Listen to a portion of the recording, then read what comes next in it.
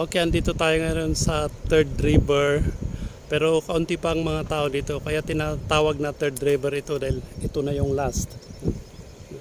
Ito na yung last na na daluyan ng tubig kasi sa kabilang lugar, sa kabilang banda, ibang lugar na yon.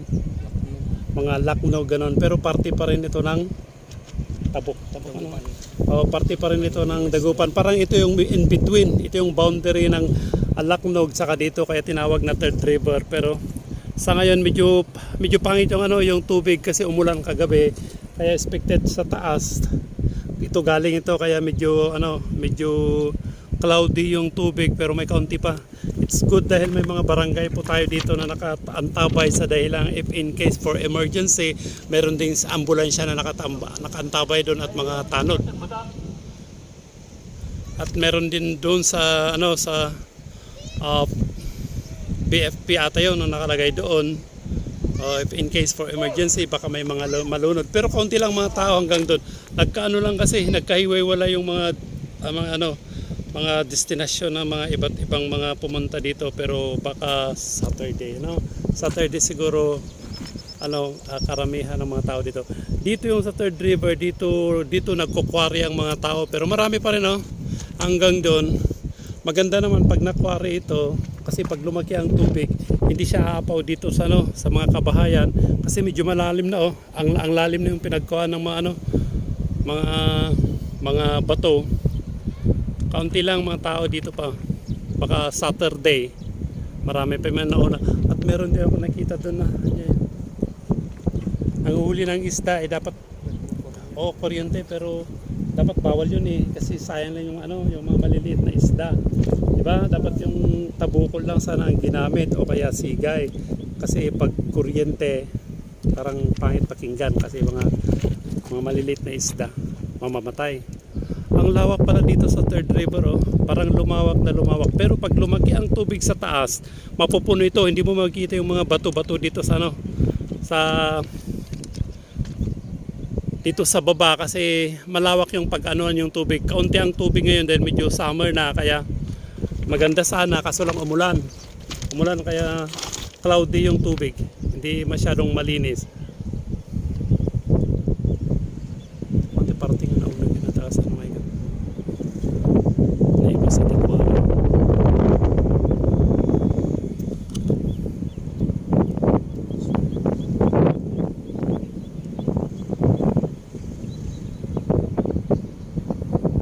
Ayan, makikita ng mga tao doon. May mga nanguhuli ng isda. Kahit may kuryente doon.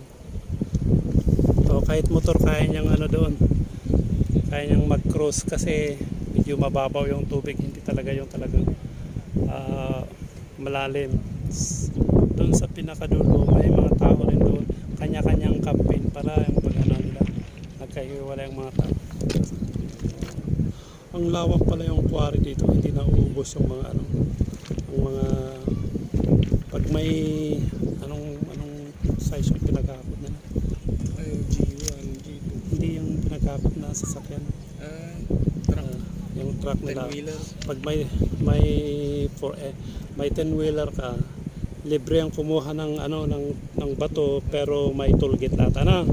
Yan ang babayaran mo kaya bentahe yung may mga sasakyan, kukuha lang sila dito ng mga quarry tapos magbabayad lang sila dito ng ang tawag doon toll gate.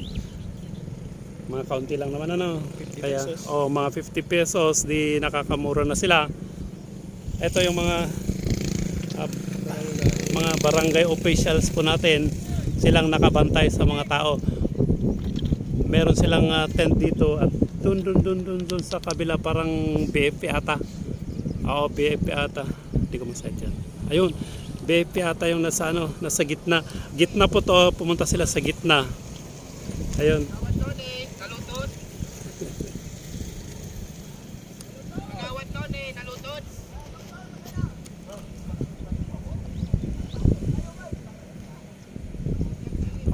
Ganon kalawak hanggang sa taas, hanggang sa pinaka taas, hanggang dito sa baba.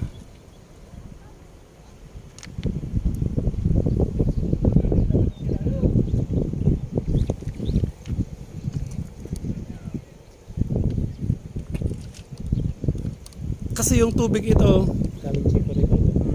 Kasi yung tubig dito galing sa Chico River papunta dito sa ano, sa may Pinokpok, sakop ng Sukbot ano. Ayun, yung tubig na to galing sa Chico River doon sa taas papunta dito sa Sukbot hanggang doon sa may Pinokpok. Ito yung third river, yun din yun pa nakadulo, parang third river din ang tawag doon sa kanila. Pati ito na yung last. Pwede ka palang ano dito sa ano sa boundary, pwede ka palang tawag doon lumampas doon, gubgub na ano, gubgub na tsaka Kabaritan. Pag mababaw yung tubig, pwede kang magano, pwede kang tawag doon, mag-cross lang. Mas maganda kung may tulay dito, di ba? Di diretso lang doon, hindi kayo hanggang lilibot hanggang doon.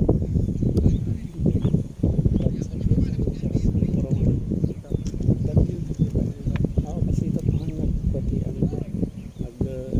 nag-erosion siguro din.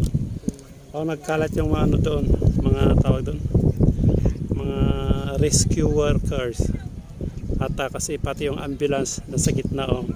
At the same time naglinis din sila.